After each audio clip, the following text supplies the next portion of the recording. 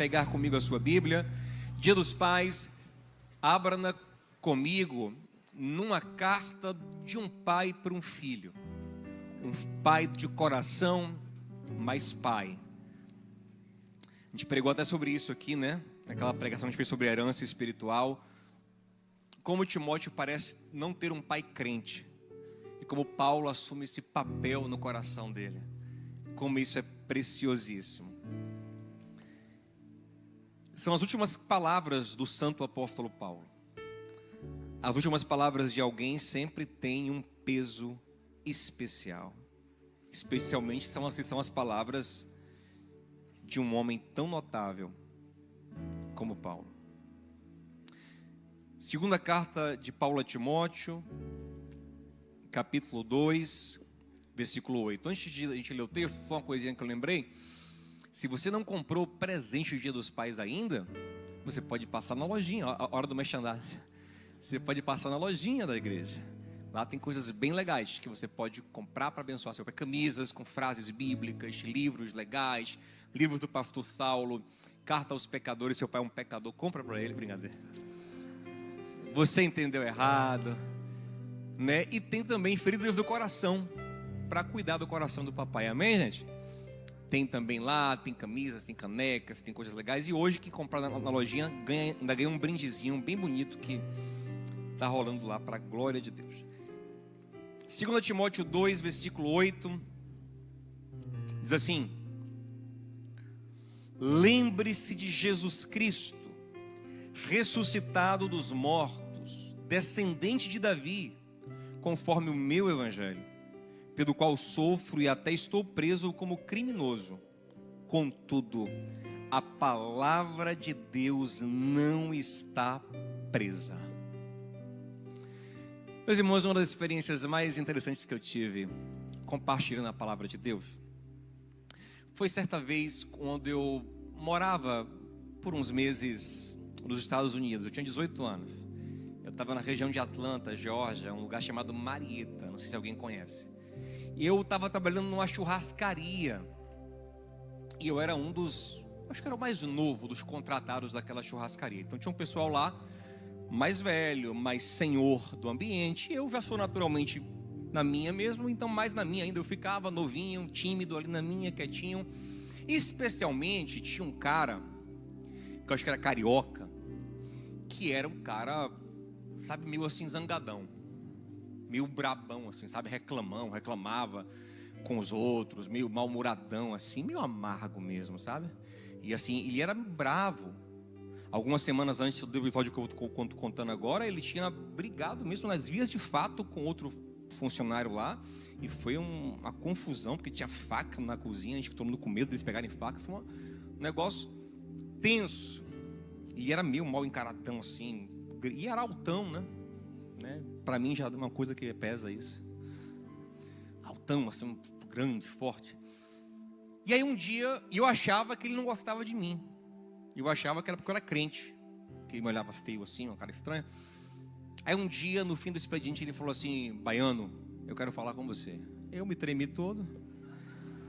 Disse: pois não, vamos lá. E aí ele me convidou para ir no fundo no pátio lá que tinha, né? Você conhece os Estados Unidos, tem as coisas e tem um estacionamento grande assim, né? Que tem aí eu, lá no fundo do estacionamento. Aí ele me chamou, falou: baiano, senta aqui. Eu aí sentei, ainda tremendo muito. E ele olhou para mim e falou assim: ô baiano, que conversa é essa de Jesus? Eu entendi que ele queria que eu pregasse para ele. E aí eu tentei pregar, gente. Não sei que eu preguei, não, eu tentei pregar. Porque não saía direito, nervoso, acuado, achando que, sei lá, eu não encaixava. Eu era gago, né, também, vocês lembram disso? E não saía, e eu tentava encaixar as coisas, falava de pecado, de criação, mas tudo assim horrível. Depois de uns 10 minutos assim, ele me olhando com uma cara horrível também assim, esboçou uma emoção, ou como em frio aquele cara, uma cara assim horrível. Ele falou: valeu, Baiano. Ele levantou e foi embora. Eu disse: meu Deus, como eu perdi uma oportunidade, Senhor. Pior pregação que eu já fiz na minha vida, que coisa horrível, meu Deus. Fiquei assim mal comigo mesmo, né? E aí passou mais ou menos um ano, eu já estava no Brasil, não sei quem lembra do MSN. Aí meu MSN toca, ele vibrava, lembra? Quando eu vejo lá Leandro, era ele. A paz do Senhor, Baiana. Sou seu irmão em Cristo agora. E veio falando com uma leveza que eu nunca vi nele. E aí ele falou uma coisa: Baiano, você lembra daquela palavra que você me deu aquele dia? Eu disse: como esquecer? A minha pior pregação de todos os tempos. Ele falou: Baiano, aquilo transformou a minha vida, Baiano. E eu fiquei pensando naquilo, aquilo foi me entrando dentro de mim. E eu pensava nisso no outro dia, eu pensava no dia seguinte, eu pensava naquilo no outro dia, até que chegou a hora que eu não aguentei, fui na igreja e entreguei a minha vida a Jesus. Eu disse: meu Deus. Eu falei: o senhor gosta de brincar com a gente, né? Como? Como isso é possível? Deixa eu te falar uma coisa importante. As nossas palavras, elas têm um poder. Não necessariamente um poder místico. A palavra de Deus tem poder místico, poder criativo. Lembre de Hebreus 11:3. Pela fé entendemos que tudo que existe, o mundo foi criado pela palavra de Deus. A palavra de Deus cria coisas no mundo material. Mas a palavra humana, mesmo falha, mesmo débil, ela tem poder. Provérbios 18:21 diz que vida e morte estão em poder da língua, e cada um come o que sua boca produz. Agora imagine palavras de pessoas frágeis como a gente. Elas entram em corações e elas têm um poder. Elas constroem realidades interiores que vão depois ser externalizadas. É um poder mental, um poder psicológico, um poder que se torna de alguma forma também espiritual quando é semeado no espírito do homem. Mas as nossas palavras, gente, elas não correspondem plenamente à realidade. Elas têm poder, ainda que não sejam um reflexo perfeito da realidade. Por quê? Porque a gente se equivoca. A gente fala de coisas que a gente acha que é e não é. A gente fala do passado de uma maneira equivocada, porque você sabe que todo mundo, quando lembra de alguma coisa, sempre lembra mudando um pouquinho. Sabia disso? Cada vez que você evoca uma memória na sua mente, você edita ela um pouquinho. Não é por mal não, sendo sincero, você nunca fala de acordo com a realidade perfeita dos fatos. O presente a gente não interpreta perfeitamente, a gente se equivoca, a gente erra. O futuro então é que a gente erra mesmo. Você fala uma coisa hoje, amanhã você já mudou o seu pensamento, seu sentimento, você não garante 100% o que você falou. Quando você vai se auto-revelar, você não se conhece, se superestima, se subestima, enfim. Por mais sincero que sejamos e temos de ser, a nossa palavra não corresponde a uma realidade perfeita, porque nós somos imperfeitos. Então a nossa palavra, ela é imperfeita. Agora imagine se nós fôssemos perfeitos, conhecedores da realidade de maneira perfeita e absoluta. Se fôssemos imutáveis, o que a gente fala amanhã a gente garante, porque a gente é perfeito em caráter, a gente não muda, a gente não se altera. Fôssemos oniscientes sobre o passado, presente e futuro, sobre todas as coisas, onipotente para garantir a palavra, santo, justo, perfeito, verdadeiro, a nossa palavra refletiria 100% a realidade. Concorda comigo? Porque a gente é perfeito. Então você tem que entender que este alguém perfeito é Deus. Onipotente, onisciente, não muda. Tiago 1,17, não tem nem sombra de mudança ou variação nele. Então quando Deus manifesta a sua palavra, quando Deus revela a sua palavra, ela é perfeita. Ela é uma expressão exata da realidade. E ela é uma expressão tão perfeita da realidade, que quando a palavra se manifesta plenamente, ela corresponde à própria revelação de Deus. Por exemplo, lá em João 1:1 a gente lê que no princípio era a palavra, e a palavra estava com Deus, e a palavra era Deus. João está falando de Jesus. Jesus, que é a expressão perfeita da palavra de Deus. Ele é o próprio Deus. Você entende isso? A palavra de Deus corresponde tanto a Deus, que a expressão perfeita da palavra é o próprio Deus. Você entende isso? Não entende nada, nem eu entendo também. A gente entende até certo ponto, tem um certo ponto que é mistério isso aqui. Mas a gente vai tentando entender. Você compreende? Mas que você entenda aqui o compromisso de Deus com sua palavra, ele é absoluto. Na verdade, qualquer pessoa que tem caráter, tem compromisso com sua palavra. Você ao menos tenta honrar a sua palavra, concorda comigo, gente? Você se esforça para honrar a sua palavra. Mas imagina que você é perfeito e a sua palavra se expressa perfeitamente. Então seu compromisso com ela é absoluto. E você tem poder para honrá-la. Daí Deus dizer em Jeremias 1:12, por exemplo: eu velo, eu vigio a minha palavra para que ela seja totalmente cumprida. Também é a relação de Deus com a sua palavra. Agora tem um aspecto ainda mais impressionante da palavra de Deus, que não é só que ela vai corresponder a uma realidade que Deus vai garantir perfeitamente. Existe um outro aspecto muito poderoso. Olha que coisa interessante. A lei da gravidade nos ajuda a entender isso, porque também é uma verdade intangível, imaterial, misteriosa. Ninguém entende a gravidade perfeitamente ainda, mas que é real. Ninguém tem dúvida que opera. Ok? Alguém tem dúvida que a lei da gravidade opera, gente? Ninguém tem dúvida. Se alguém subir num prédio e se jogar, vai cair no chão. Alguém tem dúvida? Ninguém tem dúvida. A gente está onde? No hemisfério sul. No hemisfério sul, né, gente? A gente está aqui embaixo do planeta. Por que a gente não cai? Porque essa massa aqui gigante que é a Terra nos puxa. Porque senão a gente podia cair. Está entendendo, gente? Não, né? O cara assim não está entendendo. Imagina aqui, ó. E vamos pensar aqui o Polo Sul. O Polo Sul. O extremo sul da Terra aqui. A parte mais embaixo do globo aqui, ó. Digamos que tem um prédio aqui, ó. Esse prédio está com a ponta para o universo, né, gente? Por que ele não cai? Se uma pessoa subir aqui no 25º andar e pular, ela cai para o espaço? Ela cai para onde? Olha que loucura. Ela está aqui, ó, para o espaço. Ela pula aqui meio... não. Ela faz assim, ó. Ó. Para cima. Porque essa lei misteriosa da gravidade puxa ela para cima aqui no caso. Tá vendo? Você percebeu? Que na verdade quem cai no hemisfério sul cai para cima. Vai dizer Capitão Nascimento, cair para cima. Quem cai no hemisfério sul está caindo para cima. Uf. Não está entendendo nada, né, gente? Ó, para resumir, quer ver uma coisa interessante? Pronto, quer ver?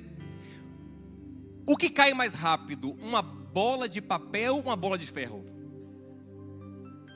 Elas caem na mesma velocidade. Se a gente desprezar o ar que vai trazer resistência para o papel, provavelmente. Cara, mas por quê? Porque não é sobre o peso, é sobre a força que puxa elas em velocidade constante, que é a gravidade.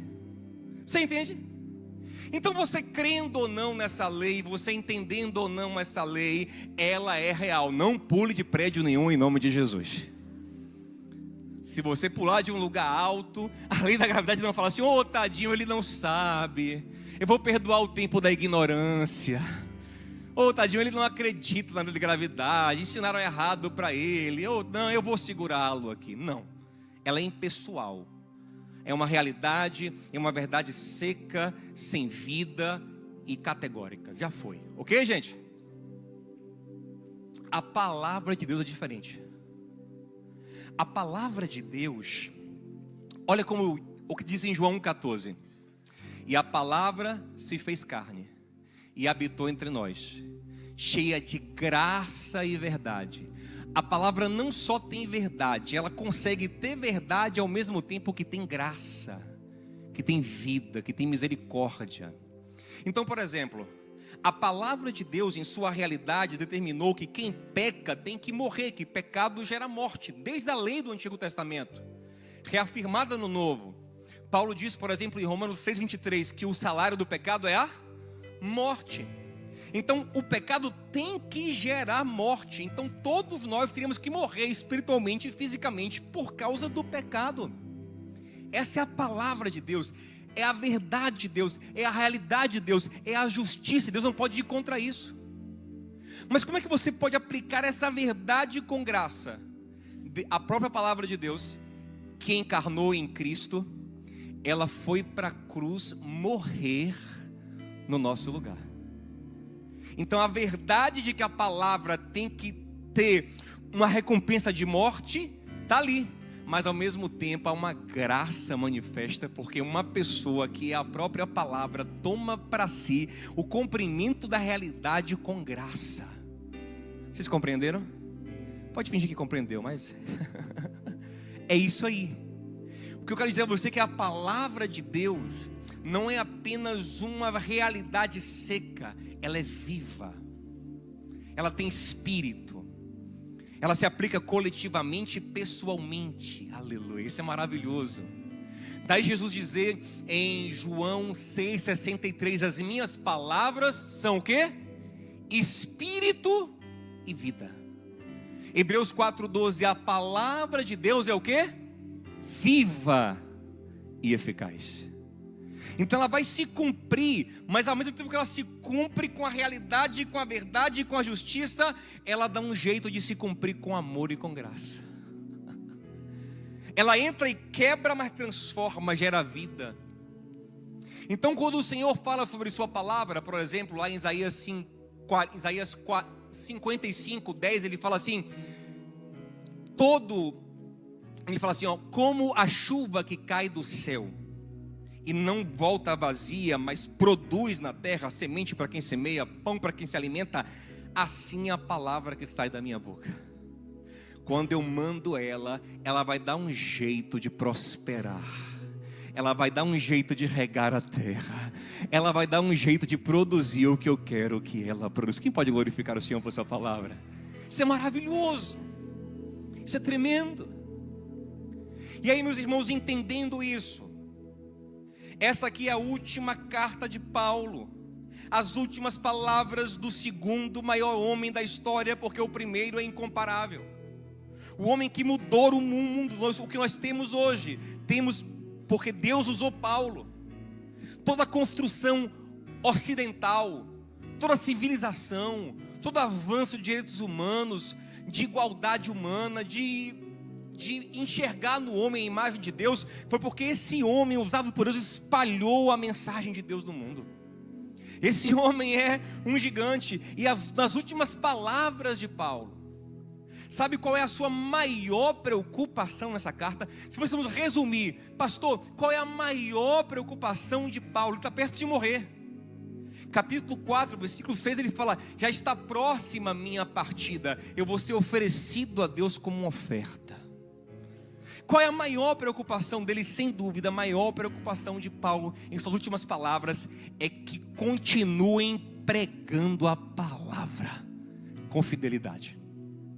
Ele está encarregando Timóteo, seu filho, da linda missão de espalhar a palavra, de preparar pregadores da palavra. Ele fala, por exemplo, em Timóteo 2,15, Timóteo, se apresente como um obreiro aprovado diante de Deus, que não tem do que se envergonhar e que maneja bem a palavra da verdade. No capítulo 3, versículo 15, ele fala assim, Timóteo, desde criança, a importância, olha como que você recebe na infância, te molda. Desde criança você conhece as sagradas letras que podem te fazer sábio para a salvação mediante a fé em Cristo Jesus. Timóteo, toda a escritura é divinamente inspirada, útil para corrigir, para ensinar, para instruir em justiça, para que o homem de Deus seja apto e plenamente preparado para toda boa obra. Em 2 Timóteo 2,2 ele fala assim, Timóteo, faz uma coisa. Timóteo, reúna pessoas fiéis, pegue pessoas fiéis, ensine a elas a palavra para que elas ensinem a outros. Paulo sabe que ele vai passar, ele já vai morrer, mas o que tem que ficar como o maior legado é essa palavra viva e poderosa que vai transformando vidas. Sem dúvidas, a exortação mais enfática de Paulo nessa carta toda está no capítulo 4, versículo 1, quando ele fala assim, na presença de Deus e de Jesus Cristo, que hão de julgar vivos e mortos, na sua manifestação e no seu reino, eu conjuro-te. Sabe o que é conjuro-te, gente? Eu te coloco debaixo de um juramento diante das autoridades. Eu estou convocando Deus e Jesus como testemunhas para te fazer obrigado, para que eles sejam não só testemunhas, mas juízes se você não fizer. Deus e Jesus que vão julgar vivos e mortos, eu te conjuro. Tem uma versão que fala assim, eu te exorto solenemente, formalmente, oficialmente, diante de Deus, Timóteo, pregue a palavra. Timóteo, pregue a palavra em qualquer ocasião, em tempo, em fora de tempo. Esteja preparado para ensinar, para corrigir, para admoestar. Timóteo, eu estou morrendo. A minha preocupação, sabe qual é, Timóteo? Pregue a palavra. Pregue a palavra. E meus amados, sabe o que eu acho maravilhoso? É que o versículo que nós lemos no capítulo 2, versículo 8, ele fala assim: Timóteo, eu estou preso, mas a palavra de Deus está livre. A palavra de Deus não está presa. O que significa, Timóteo? Eu tenho limitações, eu já vou morrer, estou aqui algemado. Ele fala, Timóteo, muitos me abandonaram, estou aqui sozinho, poucos me dão auxílio. Mas Timóteo, se tem uma coisa que me alegra e que me anima, é saber que a palavra está onde eu não posso estar. A palavra vai continuar fazendo o seu trabalho. A palavra vai continuar florescendo. Então, Timóteo, uma coisa importa: pregar a palavra, compartilhar a palavra, ensinar a palavra, porque ela nunca está presa, ela está onde eu não estou. E eu quero te falar isso hoje em nome de Jesus. O maior bem que você pode deixar como legado, a maior herança que você pode deixar, o maior bem que você pode fazer por alguém, é implantar no coração dele as sementes da palavra de Deus. Porque vai ter horas, ouça isso, que você não vai estar lá. Você vai estar preso no trabalho, preso por suas limitações, preso nas suas incapacidades, presos nas suas angústias, mas a palavra vai estar livre. Você nem sempre vai poder saber, nem sempre é muito otimismo. Você quase nunca vai saber perfeitamente o que acontece com seus filhos na escola. Quantas provações, tentações, provocações eles vão receber lá. Você está preso no trabalho, você está preso em casa, você não entra na sala de aula, mas se a palavra estiver lá, a palavra está livre, a palavra está atuando. Eu quero honrar meu pai hoje. Eu vou até ver se eu mando essa pregação para ele. Tem umas que eu não mando não, mas essa eu vou mandar. Eu tinha muitos problemas com meu pai, muitas dificuldades, muitas feridas. Graças a Deus vamos tratando cada vez mais. Não digo que eu estou perfeito não, mas está caminhando. Mas tem uma coisa que eu sou grato a ele de maneira profunda e eterna, é que com todos os defeitos, com todos os problemas que nós tínhamos na nossa relação, meu irmão, ele pregava a palavra. Meu irmão, não tinha oportunidade para ele não puxar um versículo. Até me irritava às vezes, porque eu ia pedir um dinheiro para o lanche. Ele dizia, porque Abraão...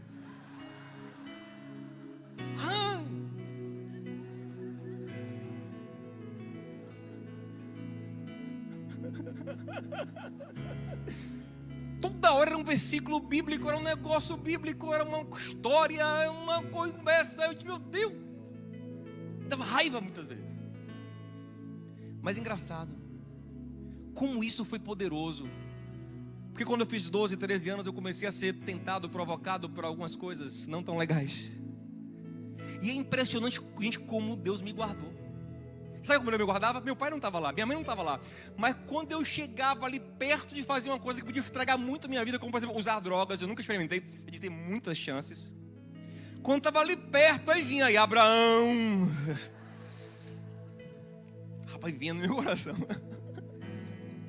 E José fugiu, né? E os olhos do Senhor estão como chamas de fogo, né? E o pecado mata.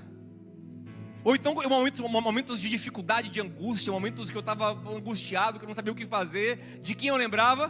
Do Senhor. O Senhor é o meu pastor, ainda que eu passe no vale da sombra da morte. O Senhor me socorre, meu socorro, bem presente na angústia. Gente, eu tinha palavra no meu coração que me salvava. Deus tocava, Deus me puxava, Deus me resgatava, Deus me vigiava, como pela sua palavra Vou te falar, você não vai conseguir vigiar seus filhos o tempo todo. Esqueça isso. Nem ainda que você quisesse. Você pode fazer o que você quiser. Você não vai conseguir.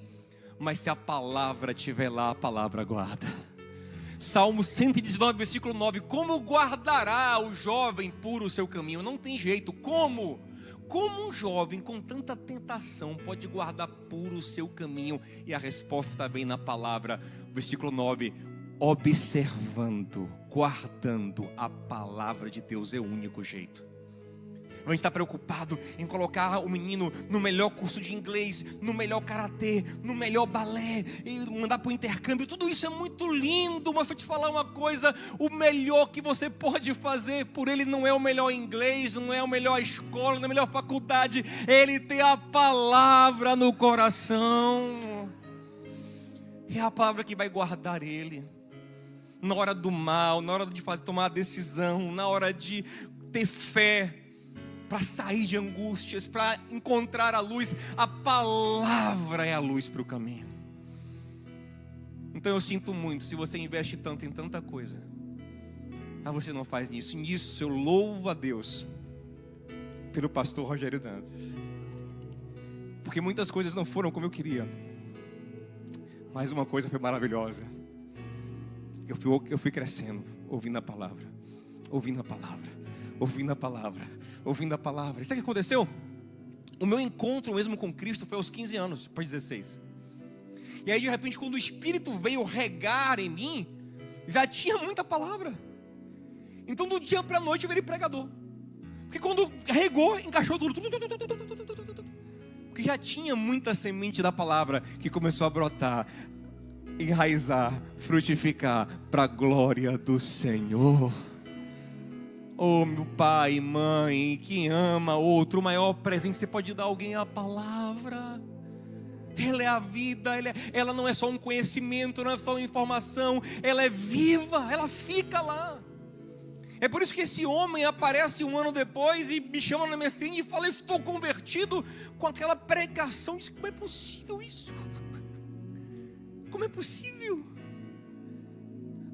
Agora de manhã, aqui no culto das 8, tinha uma pessoa que é fruto dos cultos que eu fazia na escola, gente. Imagina, eu pregava meia hora por semana, porque era terça e quinta, meia hora de intervalo, mas o tempo de palavra mesmo era 15 minutos. Então por semana era meia hora por semana. Eu passava horas conversando outras coisas com meus colegas que ninguém guardou nada, mas aquela meia hora por semana, até hoje, várias pessoas são salvas, e quando são transformadas, Diogo, aquelas palavras nunca saíram do meu coração. Que não mudou, meu Deus, não sou eu, não é sobre mim, não é sobre você, é sobre o poder dessa palavra. Eu exorto solenemente: pregue a palavra. Você não tem que convencer ninguém, quem convence é o Espírito Santo. Você tem que compartilhar a palavra, falar de Jesus, das histórias bíblicas, do Evangelho. Não é para ser um crente chato que fica o tempo todo, sabe? Não, mas você vai ter oportunidade, vai ter um contexto, vai ter uma ocasião. Chega numa festa, num aniversário, você vai ter uma oportunidade. A gente queria falar, alguém quer falar uma coisa, eu quero falar uma coisa para o aniversariante. Aí fala uma palavra, você vai ver, é uma semente que você deixa ali. Acabou, alguém lhe pegou no privado: rapaz, aquilo que você falou tocou em meu coração. Gente, você pode dar poesia de Shakespeare, você pode falar os textos mais bonitos de Drummond, de Camões, nada vai ter o poder da palavra. É isso que vai fale. Agora lógico, também não sei aquele crente chato que fecha o coração de todo mundo com o seu jeito chato. Desde que Natal eu vi isso de perto. Natal do diabo, nem presente eu levo.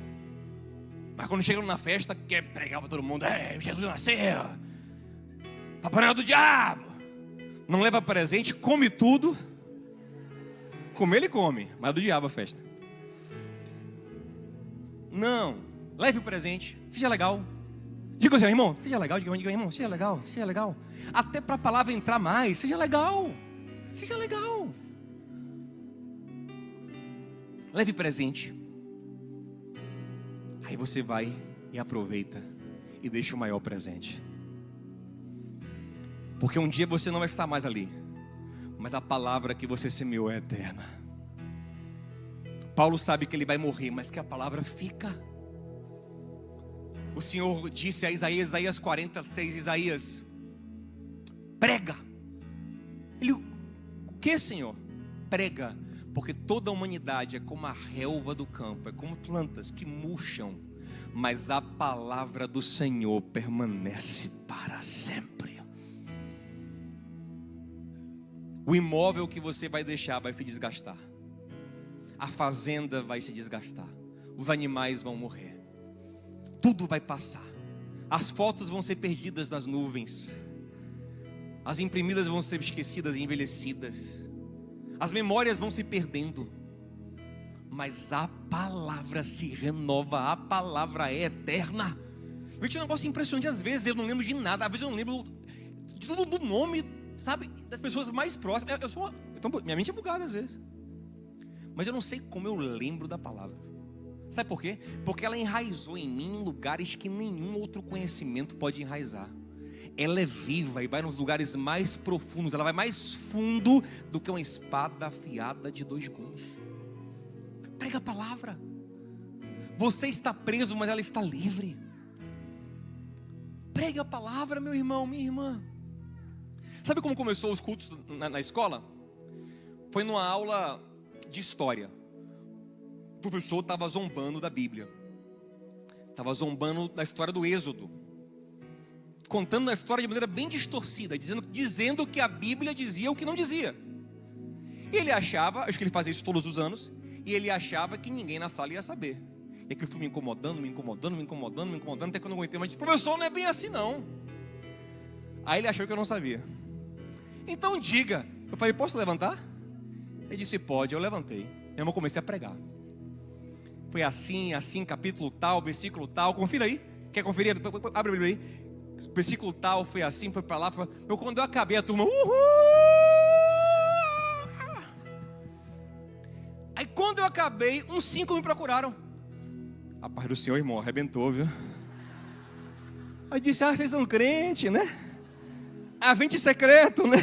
Escondidinho, infiltrado aqui, né? Para ninguém saber. E aí começou. Um menino, gente, tímido, gago, inseguro, mas que teve ousadia. Porque não é sobre mim, é sobre a palavra. É ela quem faz a diferença, meu irmão.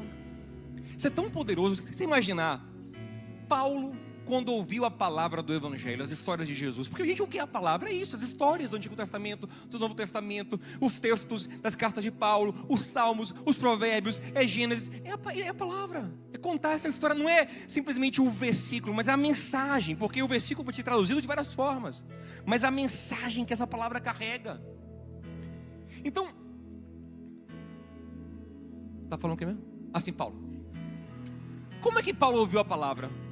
Paulo ouviu as histórias de Jesus e viam que ele correspondia a profecias do Antigo Testamento. E foi: rapaz, ele é o Messias mesmo, ele é o Messias mesmo. Agora pense comigo, nas histórias de Jesus que Paulo ouvia, quem eram as pessoas que eram protagonistas na história junto com Jesus ali, que eram assim, os principais coadjuvantes de Jesus, personagens centrais da história? Diga o nome de um aí. Pedro, não era Pedro? É o primeiro que vem na mente. Então Paulo, quando ouvia sobre Jesus, ouvia: e Pedro andou sobre as águas, e o Senhor disse a Pedro: edificarei a minha igreja, e Pedro fez isso, e Pedro foi para lá, e Pedro era alguém que construía a história da palavra de Deus na mente de Paulo. Mas Paulo conta em Gálatas 2 que certa vez pegou Pedro no flagra, indo contra a palavra. Pegou Pedro fazendo algo condenável.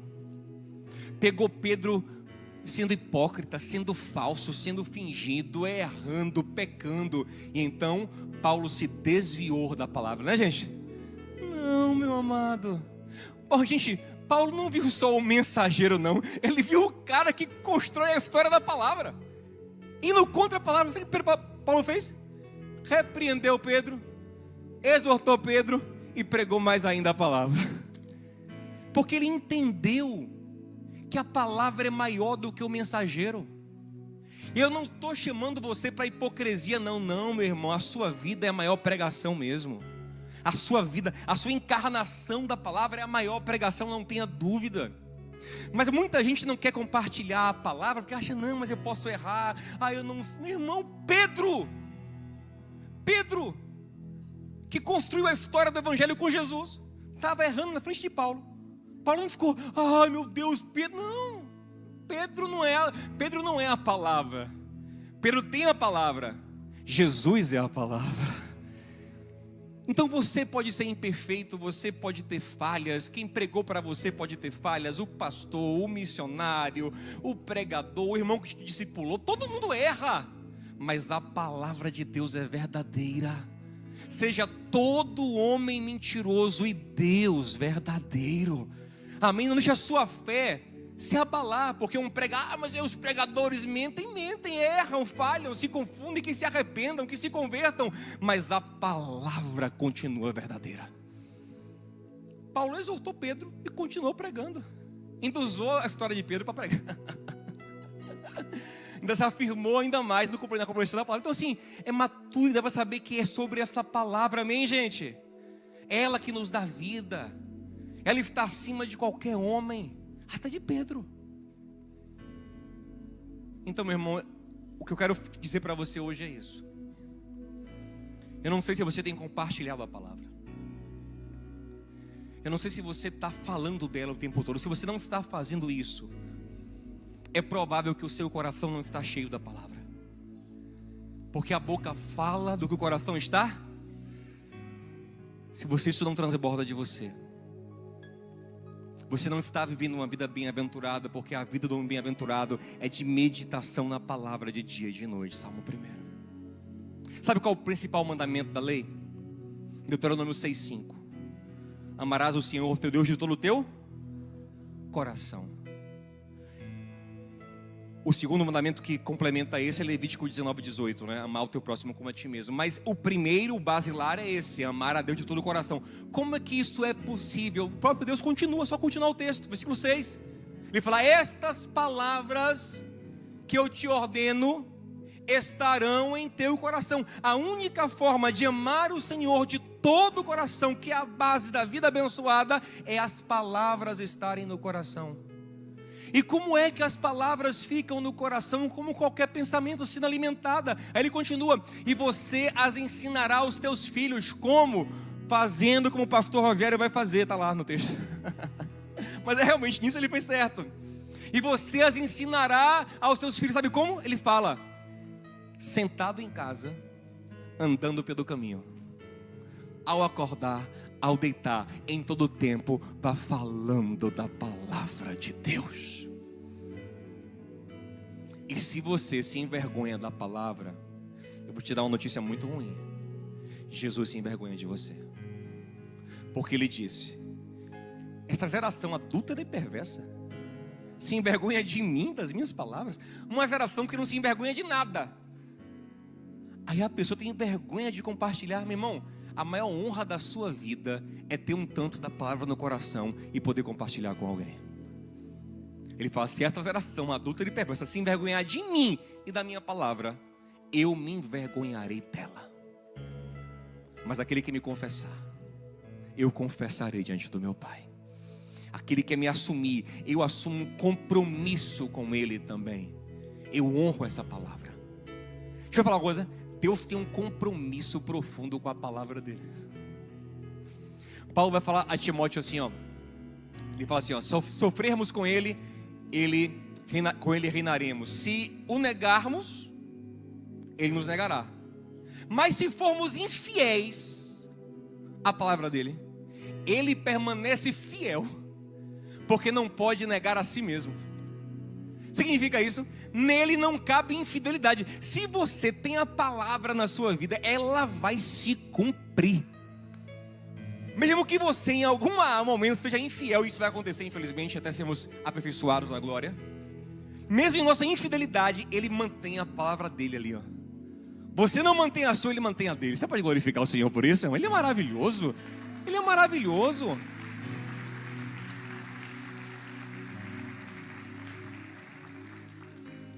Meu irmão, você está preso, mas a palavra está lá.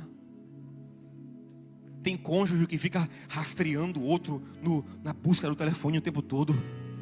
ligando incansavelmente. Irmão, filho, uma coisa, irmão, quem quer fazer, faz, meu irmão, infelizmente. Não adianta, pode rastrear. Quem quer pecar, quem quer fazer o mal, vai fazer. Sabe o que pode guardar mesmo o seu cônjuge? Não é você ficar ligando, ficar atrás investigando. É a palavra no seu casamento.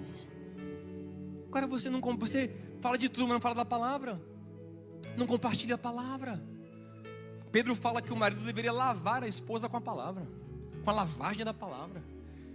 A palavra deveria ser abundante na conversa do casal. Falar sobre o Senhor, falar sobre as coisas de Deus, compartilhar e, sabe, comer e devorar. Gente, essa é a vida do crente. É uma vida de imersão na palavra. Estamos hoje na moda do devocional, e eu entendo. Mas não pense que é para ler aquele devocionalzinho, aquele versículozinho de manhã, fazer uma oração ao Senhor, meu dia. Não, é mais do que isso.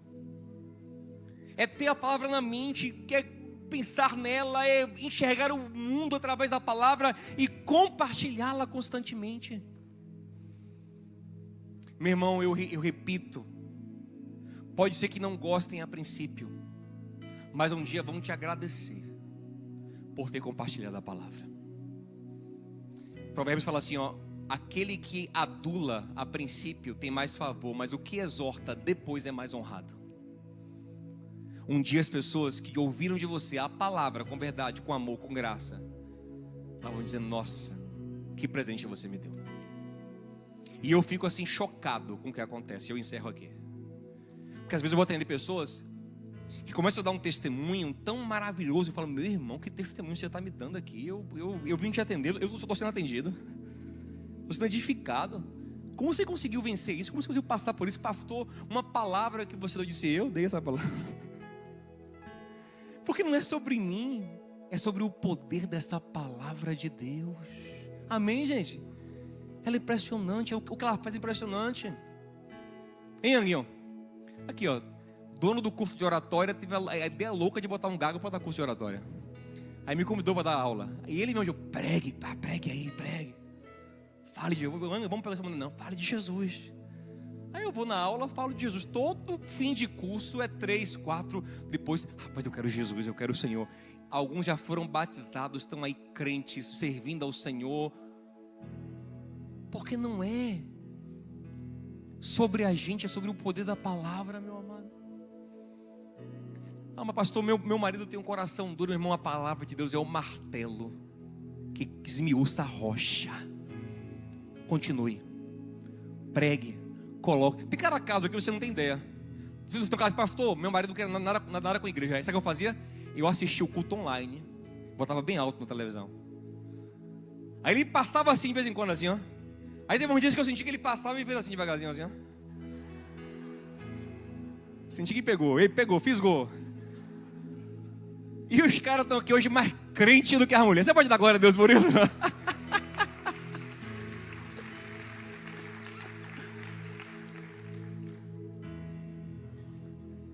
Você não tem que convencer ninguém. Você só tem que pregar a palavra. É o Espírito quem convence, é o Espírito que transforma, é o Espírito que salva. Paulo está morrendo, mas ele fala, a palavra não morre. Timóteo, eu estou preso, mas a palavra está livre. Ela faz o que eu não posso fazer, ela vai onde ela não vou, e onde ela está, o Espírito rega ela. Deus tem compromisso absoluto com sua palavra.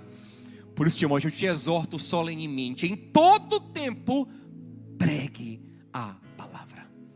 E Deus tem colocado isso em meu coração. Não só para pregar, mas para estimular vocês a pregarem a palavra. Vamos lançar aqui na igreja cursos de capacitação bíblica, cursos de aprofundamento, para te ajudar a se capacitar mais, a aprender mais, a saber mais. Sabe para quê? Para você viver e compartilhar essa palavra. Quem topa em nome de Jesus? Vamos ficar em pé em nome de Jesus? Vamos orar? Ah, meu amado, pregue a palavra. Fale da palavra. Não se importe com nada. Pregue a palavra. Ela vai fazer a obra. O Senhor vai fazer a obra.